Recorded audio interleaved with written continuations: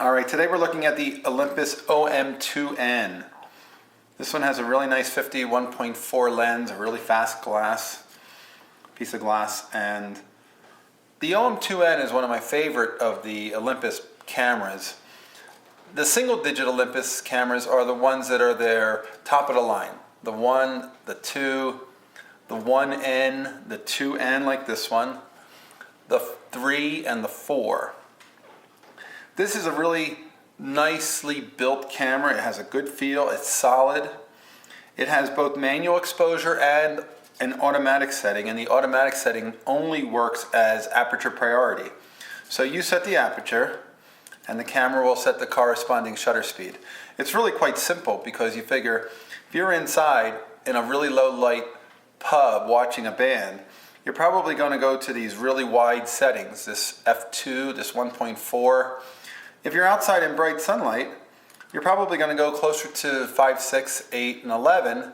So it's not like there's a lot to learn about how to use these numbers or how to use it in automatic.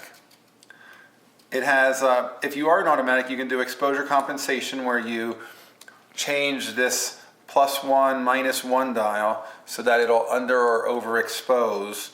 That could come in handy if you were shooting snow. And skiers on snow, typically you see a lot of photos where the skiers look like they're skiing on gray snow, and that's because all cameras are set up to meter for medium gray.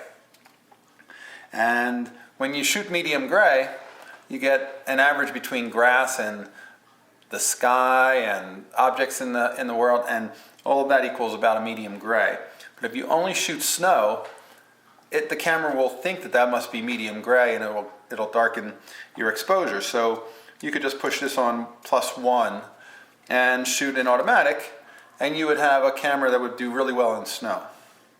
You do have to remember to put it back. The other thing is film is very forgiving, so if it was wrong, one stop overexposed on all of your film would not would not destroy your photographs. So this one came with this really nice brown leather strap. I like that. Some cameras, when you buy them used, you get these little extra perks. This one has a really clean insides. The curtain looks good. I always look to see, does this foam stuff look gummy? And is it sticky and is it falling apart? And it is a little bit. That may end up having to be resealed if it becomes a problem.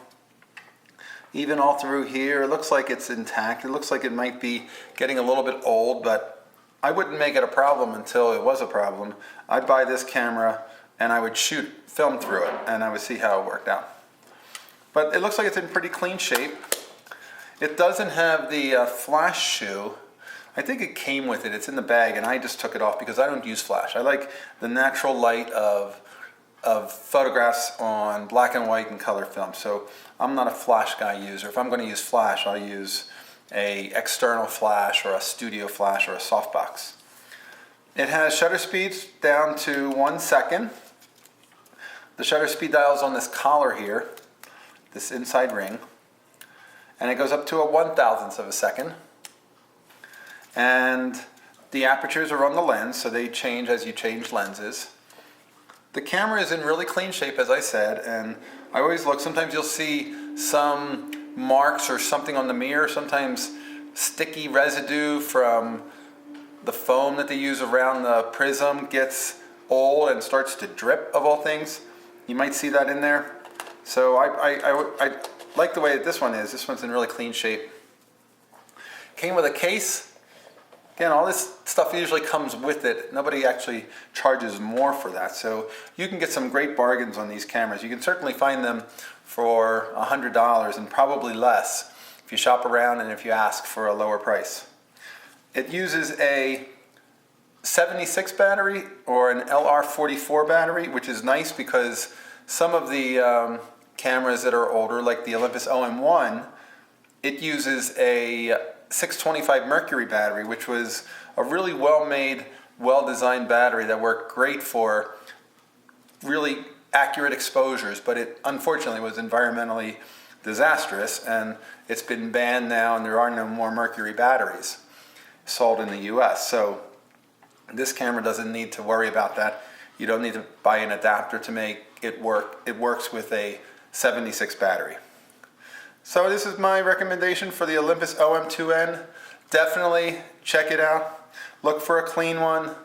If you find one, run a test roll through it. You should be able to hear the shutter speeds. 1,000th should sound different than a 15th. And it didn't, did it? That's because it's in the off position. And in the off position, it's not changing. If I put it in manual, the 15th should sound like this. And the quarter should sound like this. Do you hear the difference? This is the 250. This is the 8. So you can hear the difference, it's changing. You can also check inside of here. If you stop this down to f8 or something higher than the wide open setting, which is 1.4 on this lens, you should be able to see the aperture actually closing down and then opening back up. If you see that it opens and closes slowly, like it doesn't snap close and snap back open, you might have a lens that has aperture blades that are getting a little bit oily and gummy and they tend to stick. That might make for improper exposure, so watch for that. You should be able to see that they just quickly snap open and closed. Again, highly recommended camera. You can get lots of lenses for it very inexpensively. It really works well. I'd love to see what you do with it. Send me some comments, send me some photographs, and we'll post them here on the blog, on the YouTube site. Thanks again. Watch for my next review of my next camera coming soon. Thanks again.